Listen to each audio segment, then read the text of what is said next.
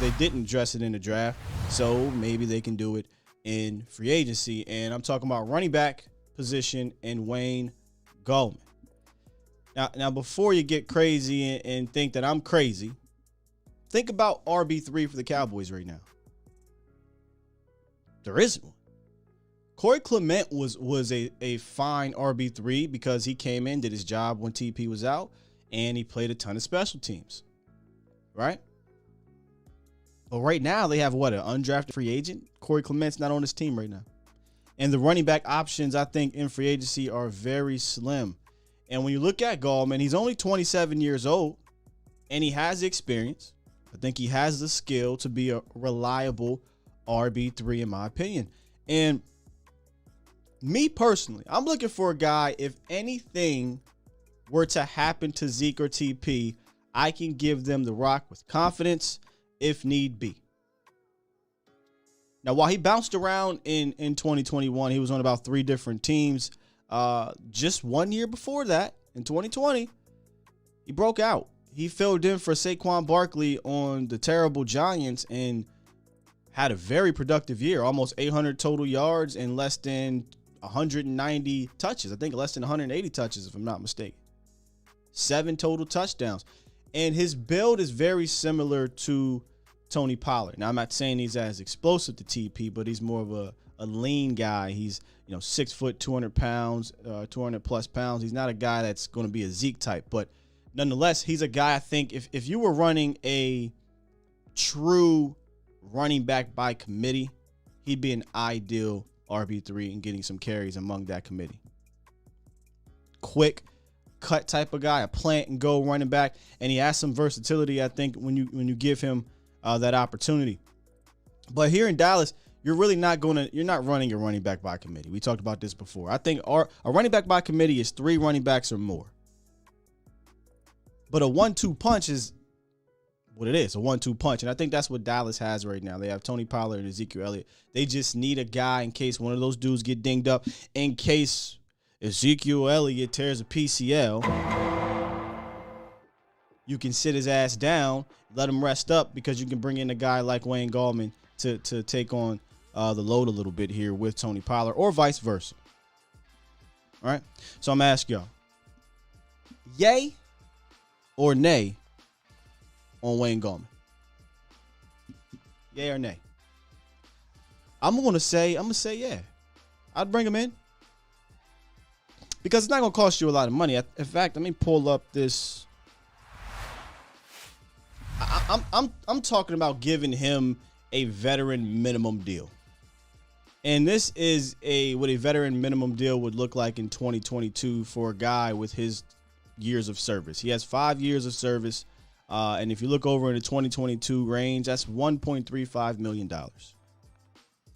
And I'm pretty sure it's not something that would be guaranteed, right? Like, you can probably get out of it with the language or whatever if Wayne doesn't look better than a Malik Davis from Florida or whatever running back undrafted guy you want to name.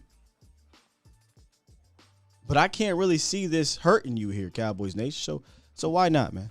But there's a guy, if you want a guy to do a lot of things, that I'm actually more high on to bring in here. And this is the obvious one. This is the one we've kind of all been talking about for a while now, and it's Anthony Barr.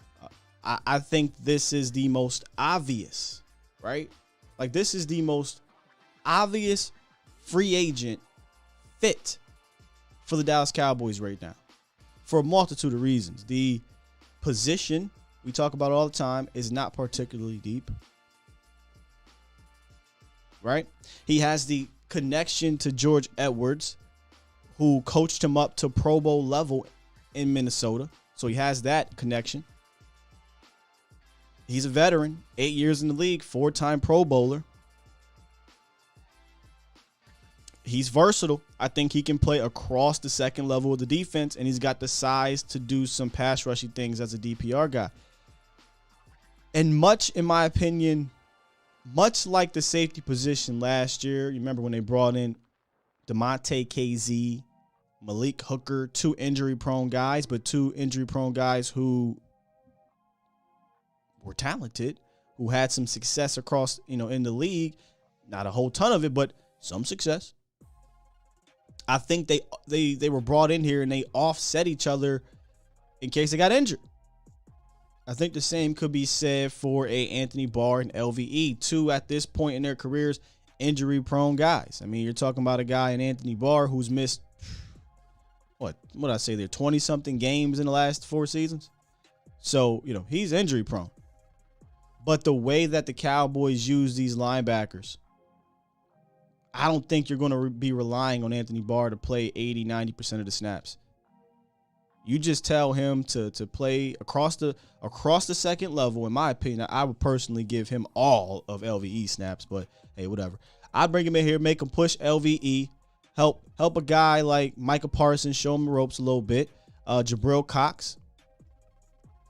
No offense to LVE because he's a veteran. He's been around, but and he was an All-Pro his rookie year. But you're talking about a 4-time Pro Bowler here in Barr. He's been around. He's been in the playoffs probably more than we have in his career. Don't hold me to that, by the way. I don't know that because I know a lot of y'all. He hasn't been in the playoffs more than us. I don't know. But he's been around. He's been successful. He's been at the highest point individually, and I think he can come in and help but be a veteran presence in that room, which really doesn't have that guy. Like, do y'all believe LVE's that guy? You know what I'm saying? Like, Micah, that's the only thing Micah may be missing in that room is a guy to look up to. It's hard to say, but that veteran guy. I know he probably respects LVE, but it sounded like Jalen was that dude. Jalen left, but it's not going to affect Micah Parsons as a player. He's fantastic. He's phenomenal. But I just think Anthony Barr just truly fits this team in so many different ways. So I'll ask you guys again, yay or nay on Anthony Barr coming in on what I think could be a fairly team-friendly deal. This video is brought to you by Willard Heating and Air Conditioning.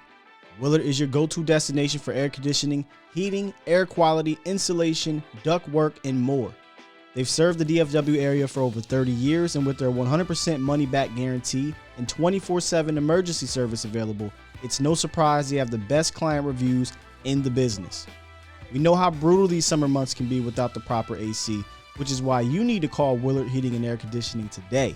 They'll keep your home cool with the highest air quality with the guaranteed top-notch customer service. It's only getting hotter here in Dallas, so schedule your service appointment today at willardac.com.